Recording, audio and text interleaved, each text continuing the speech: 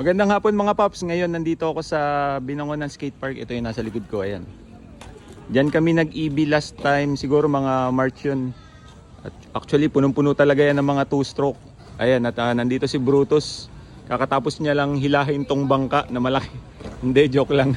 Pinarada ko lang dito kasi parang feeling ko kaya niyang hilahin tong gantong kalaki na bangka. Tingnan nyo naman, no?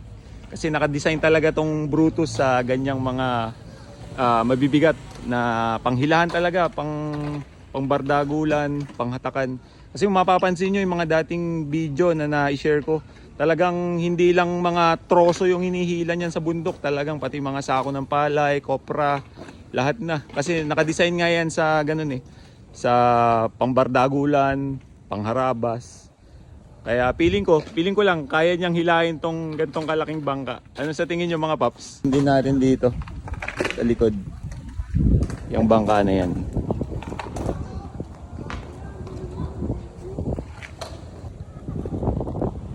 Ayan, silipin nga natin dito sa likod kung ano yung makina na ito. Ayan mga paps, so ito yung makina nitong bangka. Ano ba to? Yamaha na 4-stroke. Hindi ko lang alam kung ilang cc to.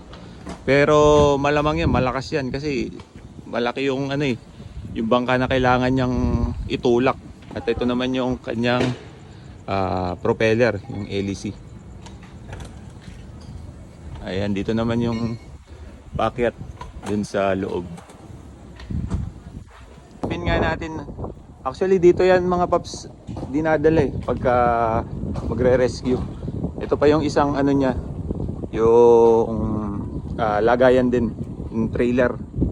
Ayan, dito kasi ang daan yan papunta dun sa Laguna de Bay. Ayan, silipin na nga natin. Dito rin kasi ako madalas tumatambay dito sa lugar na to. Ayan. Ito, meron din kasi ditong pababa na semento. Ayan, marami ngayong water lily. Ayan. Dito yan binababa para yan, bagsak diyan sa tubig. Ngayon, maraming water lily kaya hindi kita. Pero pag wala yan, talagang lang yan, pantay lang yan. Pwedeng magbaba dyan ng mga ganito, mga bangka.